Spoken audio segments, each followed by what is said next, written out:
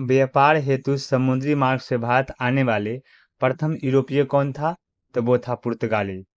Europe से भारत आने के लिए समुद्री मार्ग की खोज किसके द्वारा की गई?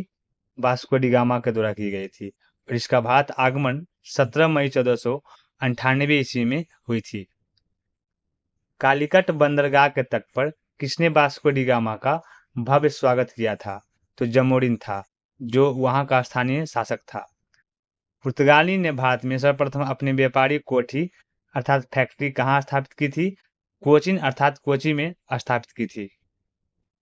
पुर्तगाली उपनिवेश का प्रथम वायसराय भारत में कौन नियुक्त हुआ था? तो फ्रांसिस्को द अल्मीडा नियुक्त हुआ था, जो कि 1505 ईस्वी में नियुक्त हुआ था। भारत में तंबाकू की कृषि एवं प्रिंटिंग प्रेस की प्रारंभ करने का श्रेय पुर्तगालियों को दिया जाता है। भारत में प्रथम प्रिंटिंग प्रेस की स्थापना वर्ष 1556 ईस्वी में गोवा में की गई थी। हिंद महासागर में व्यापार को नियंत्रित करने के लिए शांत या नीले जल की नीति अर्थात ब्लू वाटर पॉलिसी किसने लागू की? फ्रांसिस्को द अल्मीडा ने लागू की थी। विभिन्न देशों के खोजकर्ता वास्को डी गामा जो भारत की खोज किया था, कोलंबस जो अमेरिका की खोज किया था, कैप्टन जेम्स कुक जो ऑस्ट्रेलिया की खोज किया था, तस्मान जो तस्मानिया एवं न्यूजीलैंड की खोज किया था, बार्थोलोमे डियाज जो केप ऑफ गुड होप की खोज किया था, जो कि दक्षिण अफ्रीका में है। भारत में पुर्तगाली शक्ति का वास्तविक संस्थापक किसे माना जाता है? तो अल्बुकर्क को माना जाता है। किस वायसराय के काल में गोवा को पुर्तगालियों का औपचारिक मुख्यालय बनाया गया? नीनो डी कुन्हा के शासनकाल में। पुर्तगाली ने हिंद महासागर क्षेत्र में व्यापार पर नियंत्रण स्थापित करने के लिए कार्टेज आर्मेडा काफिला पद्धति प्रारंभ की थी। पुर्तगाली के पश्चात भारत में व्यापार करने आए डच कहाँ के निवासी थे? तो वो होलैंड के निवासी थे, जिसे वर्तमान में नीदरलैंड के नाम से जानते हैं। पुर्तगाली ईस्ट इंडिया कंपनी, जिसे एस्तादो द इंडिया कहते हैं, जो पुर्तगाल देश के था। इसकी स्थापना 1498 ईस्वी में हुआ था और इसकी प्रथम फैक्ट्री जो बनाया गया था वो कोचीन अर्थात कोची में बनाया गया था। अंग्रेजी ईस्ट इंडिया कंपनी, जिसे the governor and company of merchant of the London trading into the East Indies भी कहते हैं, जो कि ब्रिटेन देश के था और इसकी स्थापना 1600 ईस्वी में हुई थी और इसने अपनी पहली फैक्ट्री सूरत में बनाई थी।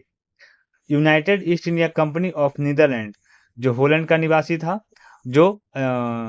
का निवासी था और इसकी स्थापना 1602 ईस्वी में हुई थी और इसने अपनी पहली फैक्ट्री मसूलीपट्टनम में लगाई थी। डेनिश ईस्ट इंडिया कंपनी जो डेनमार्क देश के था और इसकी स्थापना 1600 ईस्वी में हुई थी और इसका पहली फैक्ट्री त्रैंकोबार अर्थात त्रावणकोर में बनाई गई थी। उसके बाद फ्रांसीसी ईस्ट इंडिया कंपनी द इंडेस ओरिएंटलेस जो फ्रांस देश का था और इसकी स्थापना 1664 ईस्वी में हुई थी और इसने अपनी पहली फैक्ट्री सूरत में बनाई थी। यूरोपीय व्यापारियों का भारत आगमन क्रम पुर्तगाली पहले आया था, उसके बाद डच आया था, उसके बाद ब्रिटिश आया था, उसके बाद डेनिश आया था, उसके बाद फ्रांसीसी आया था, उसके बाद स्वीडिश आया था।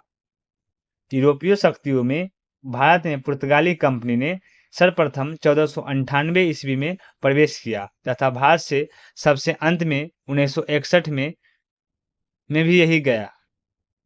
किस यूरोपीय शक्ति द्वारा भारत से मसालों के निर्यात के स्थान पर कपड़ों के निर्यात को प्राथमिकता दी गई? तो वो डचों के द्वारा। भारत के साथ व्यापार के लिए सर्वप्रथम संयुक्त पूंजी कंपनी किसने आरंभ की? तो वो डचों ने आरंभ की थी। वर्ष 1759 में बेदरा का युद्ध किन दो यूरोपीय शक्तियों के मध्य लड़ा गया? तो डच एवं अंग्रेजों के बीच लड़ा गया।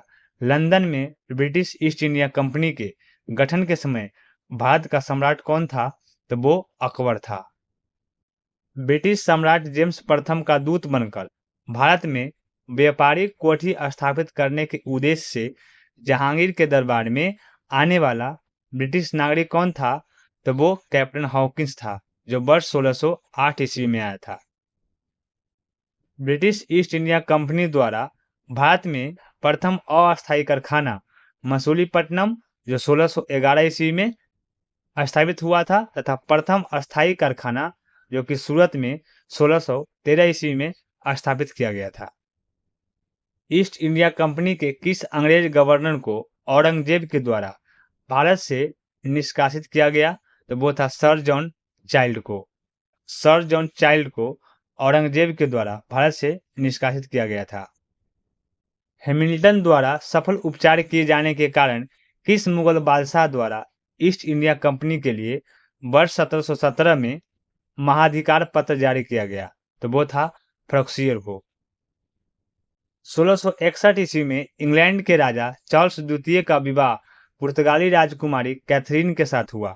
इस अवसर पर पुर्तगालियों ने चार्ल्स द्वितीय को दहेज के रूप में बम्बई द्वीप प्रदान किया और 1668 ईस्वी में चार्ल्स द्वितीय ने 10 पाउंड वार्षिक किराया लेकर बम्बई ईस्ट इंडिया कंपनी दे दिया।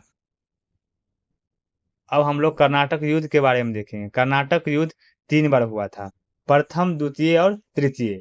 तो प्रथम युद्ध जो हुआ था जो 1746 से 48 ईस्वी तक हुआ था, इसका प्रमुख कारण था ऑस्ट्रेलिया के उत्तराधिकारी का युद्ध, और इसका संधि जो हुआ था एक्सला सपेल की संधि हुआ था जो 1748 ईस्वी में हुआ था, और इसका परिणाम जो निकला था वो अनिर्णित निकला था।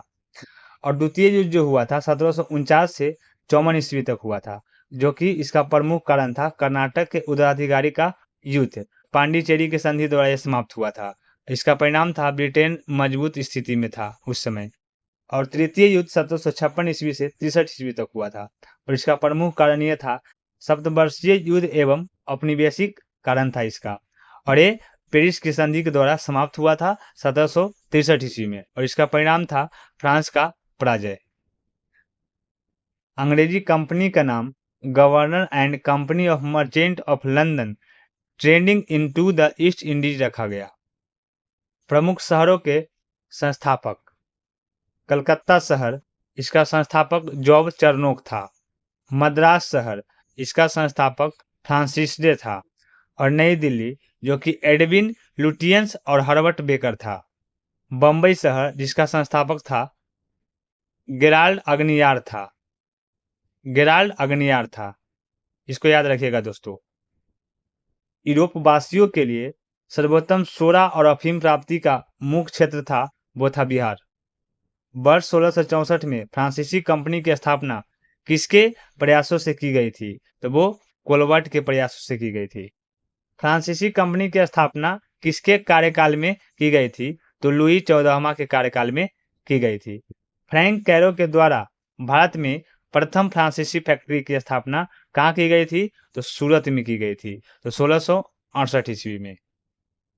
फ्रांसीसी गवर्नर डुप्ले ने पहली बार भू क्षेत्र अर्जित करने के लिए उद्देश्य से भारतीय राजाओं के विवादों में भाग लेने की नीति आरंभ की थी। फ्रांसीसी द्वारा फोर्ट लुई नामक किला कहाँ बनवाया गया? तो वो पांडिचेरी में बनाया गया। पांडिचेरी का प्रथम फ्रांसीसी गवर्नर कौन था? फ्रांको मार्टिन था। पांडिचेरी का प्रथम फ्रांसीसी गवर्नर कौन था? फ्रांको मार्टिन था। पुर्तगालियों को सौली के स्थान पर किस अंग्रेज अधिकारियों ने पराजित किया? तो वो था थॉमस बेस्ट। वो कौन था? थॉमस बेस्ट ने। बांडीबास के युद्ध में अंग्रेजों ने किसे पराजित किया? तो वो फ्रांस को पराजित किया था। किसे किया था? फ्रांस को। कर्नाटक का युद्ध किनके मध्य लड़ा गया था? तो वो था अंग्रेज एवं फ्रांस के बीच लड़ा गया था। कर्नाटक का युद्ध जो था अंग्रेज एवं फ्रांस के बीच लड़ा गया था। प्रथम कर्नाटक युद्ध किस संधि के माध्यम से समाप्त हुआ था? तो सापेल की संधि, जिसे एक्सला की संधि भी कहते हैं, जो 1748 ईस्वी में हुआ था।